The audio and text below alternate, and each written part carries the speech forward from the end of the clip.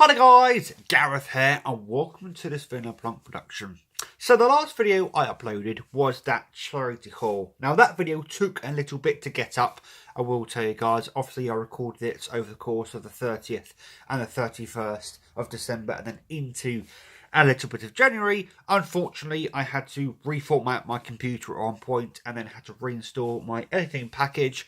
And long story short, I was having some problems getting that video together and getting it up. But eventually it went up and bloody hell, guys. The response I got from that video was kind of overwhelming in a lot of ways. It sat on like 7-8 likes at this point, a load of views, and a load of people have commented on that video saying, this is the kind of content we want going forwards. Well, I'm listening to you guys, and here we go with a next piece of content relating to DVDs and Blu-rays. I would at some point do my what I got for Christmas 2018 video, but for now let's focus on the DVDs and Blu-rays. So I've just got done watching some videos from DVD Review Studios, who actually somebody who commented on my last video saying that he would be a bit jelly about some of the stuff I got, but he has his own collection of Star Trek stuff, which I would like to see on your channel at some point if you haven't already done it, mate, because I did look back through your videos and couldn't see it. It could just be me being completely stupid and not noticing it, but I did watch his video for a bit, his channel for a bit, and watch a few videos from his channel. Check him out, by the way, guys. He does pretty cool videos and has he's a very well-spoken person. I know this may sound a little strange, but I do like listening to his voice. So there you go. If that is a bit strange, I apologise, but I think you guys know where I'm going because a lot of people do comment saying, I like the sound of your voice. So I'm saying I like the sound of his voice. Anyway, so he showed off his Stanley Kubrick Visionary Director collection. So I have here, that you've been staring at for quite some time now, the Stanley Kubrick Masterpiece Collection. There's a bit of a story behind the set for me. So a number of years ago, I received this from my mum for my birthday, as a birthday present, ironically. Funny enough. Anyway, and my mum bought it for a very cheap price, I will say at the time, because this, I'm not quite sure what happened, but it seems this one's out of print. But a lot of places, including Zavvi, had excess stock in their warehouses and needed to get rid of it quickly. So they sold this for a budget price. I got it from my mum for birthday, and then early the following year, I proceeded to sell the majority of my collection to raise some money to help me get a new computer, because my computer decided to go south and not blow up on me, but almost blow up on me. So, as a result, I ended up selling my copy of this that my mum gave me. Now, ever since selling that, I did regret it, but at the same token, it's one of those things that I need the money for something else, and I use my computer day in, day out, every day, without fail. So, to me, it was kind of like I'm just using it for something else, and I'm sure my mum would understand if I had explained it to her. However, relatively recently, I've actually had this for a few months now, this reacquisition, obviously, as you probably worked out now.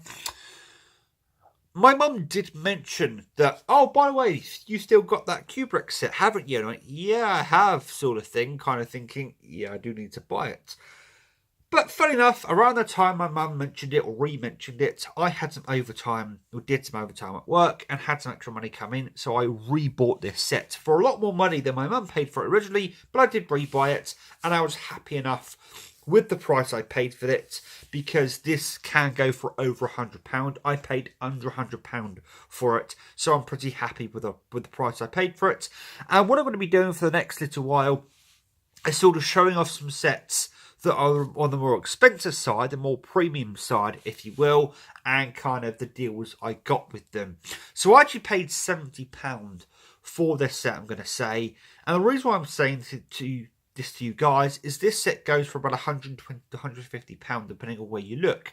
All I'm going to say to you guys is be patient, stay the course, and offer, when you go onto eBay and you see the best offer option, offer them offers that you think are maybe a bit cheeky and you may just get away with it. Long story short, how can I put this? I got into a conversation with the seller of the set, and when they discovered I was a film buff or a film fan, they were willing to sell me this for the price I wanted. So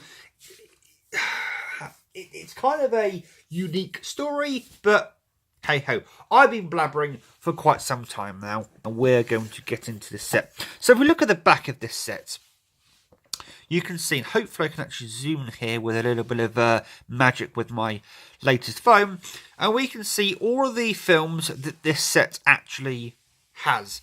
So it has Lolita, Doctor Strangelove, 2001: A Space Odyssey, A Clockwork Orange, Barry Lyndon, The Shining, Full Metal Jacket, Eyes Wide Shut, then has a bunch of different documentaries and different things that you can, of course, watch. To do with the actors that starred in Kubrick's films, to do with Kubrick's filmmaking itself, and just a general nice smattering of documentaries and behind the scenes kind of stuff for you to get your teeth into if you wish to do that kind of thing. Now, at this point, I'm going to mention the only Kubrick film I've seen is Eyes Wide Shut, and I've seen it twice. The first time I saw Eyes Wide Shut was actually with my mum. So the weekend after my birthday, that my mum obviously gave this to me, my sister was going out for a meal with some friends from work. So my mum said to me, bring around that Kubrick set and we'll pick one of the films to watch and we'll watch it, shall we? We were literally this close to watching A Clockwork Orange. My mum has never seen A Clockwork Orange, and the fact it was banned for so many years here in the UK did sort of worry her a little bit about that film, so we decided not to watch that film, but we end up watching Eyes Wide Shut instead. For anybody who's seen Eyes Wide Shut, it's a very strange film to watch with your mum, but hey ho, it was definitely an interesting film. I then later on watched it on Channel 4. I do believe I was off work, either rotated off or had some leave, or I think I was actually sick thinking of it. And I don't watch telly that often. I barely watch telly these days. And it happened to be on Channel 4. It happened to be only about 10 minutes into the film, and I haven't seen it once already. I didn't need to watch the first 10 minutes again. So I decided to carry on watching the film. And all I'm going to say is I think the film does better with repeated viewings than it does with just one viewing, because it's a very strange and kind of... It's a very strange film in general. So watching it multiple times can actually be, what's the word? Can actually be an advantage. Anyway, so that's what it contains in terms of films, and now we're going to get into the set itself. So just going to open up like that, and you're presented with a Searching for Kubrick forward, I think this is. And what this essentially is, if I can actually go back to non-autofocus. So, Gary Kamer, I do believe Searching for Kubrick is actually a book that has now been released, making the Kubrick Remember documentary. So I do believe that Searching for Kubrick is now a book you can buy in stores. And this, I believe, is like a foreword for that book, and from a producer, Gary Kamer, who did work with, of course, Kubrick on some films. And it's just an interesting little addition to this set, just to give it a bit more completeness, and also is kind of an advert, you could say, for that book. By the way, this set was originally released on the anniversary of either Kubrick's birth or death.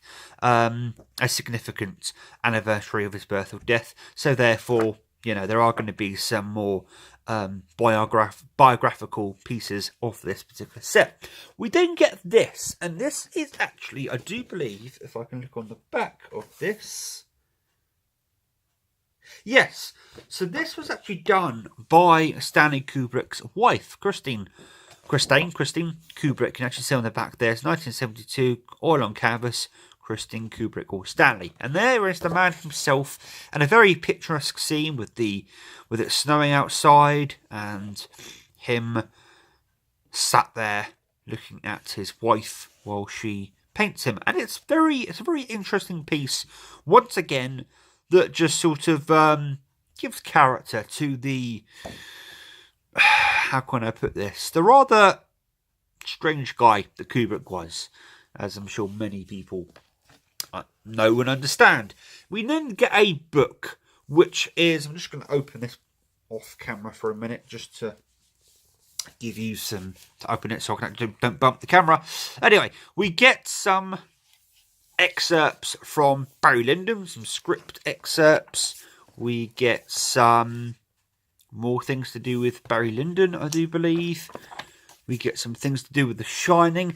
It's just generally a really, really nice book. If you're into cinematography in general, or if you're into Kubrick himself, it's a really, really good book to look at. Again, I do believe that some of the stuff in this book is repeated in the Searching for Kubrick book you can buy elsewhere, which is kind of nice because it means that you don't have to buy this set necessarily to get some of the interesting things in that book. And last but by no means least are of course the films themselves in a digipack type configuration here. There is one big thing about this set that's not a good thing, I'll talk about in a minute, but we have all the films here kind of double stacked, but then again these are Blu-rays and there is enough space between the stacking that I'm not too worried, and once again these are Blu-rays which are near impossible to scratch, as we all know. But there we go, there's all of the films, plus we get some documentaries there, and we get all the different stuff, plus the bonus discs. The one problem about this set is the way they secure the discs to the hubs. It is infuriating in a massive way. So the previous set I had broke even before I unwrapped it. So I unwrapped the previous set that I got from my mum, went to take out this digipack, and there was some rattling around. And sort of my mum goes, "Oh, that's not good," type thing. And I'm like, no, but we'll see what's going on. And sure enough, one of these bits of plastic here had broken off to hold the discs in. And she did offer to send it back and get another one for me. But at that time, they'd sold out of Zavvi. And it was just a whole rigmarole. Now, ironically, when I went to sell this set to CX, to raise some money, I actually got more money for the set than my mum paid for it originally. However, I was very close to not getting that money because, long story short, the person who originally was serving me in CX kind of wasn't willing to give me that much money because part of this was broken. But long story short, a manager overruled that and I got the money I got. But yeah, the way the discs are held in this set is not brilliant, to be completely honest with you. And I do know of some people that have bought the far, far cheaper just Blu-ray set that contains most of the films that are in the set. So it's an easier way of getting access to these discs, because once again, they're not held in the set brilliantly. But one of the reasons why I wanted to show off this set, A, because it's a reacquisition I haven't shown off, I don't think, since I reacquired it, and B, recently, within the last few days, of course, it is currently the 8th of January, I did make a news resolution to stop watching as much YouTube as I used to watch, and use that time to watch other things, such as films. And one thing I'm going to start doing is really cracking down on some of the films I need to watch, such as The Shining and films like that. So I thought I'd show this set off while it's sort of relevant in my mind, sort of thing, and show off some of the more premium items in my collection. I think next up might be the Harry Potter Hogwarts collection, which is something that I have bought, sold and rebought 5 times at this point. I do believe I've bought and rebought that set. Plus that set has an interesting history when it comes to my channel. So we'll talk about that in the next video. You know the spiel, guys. Give me a like, dislike, comment down below if you prefer. Please hit the subscribe button. It's big, it's red, it's free. Do it. Hit the bell icon, make sure the quotations are around it, and you receive a notification to your device of choice. And until next time, guys, you may You've been a very patient and supportive audience. And until next time, take care and enjoy the rest of your day. Cheerio, guys.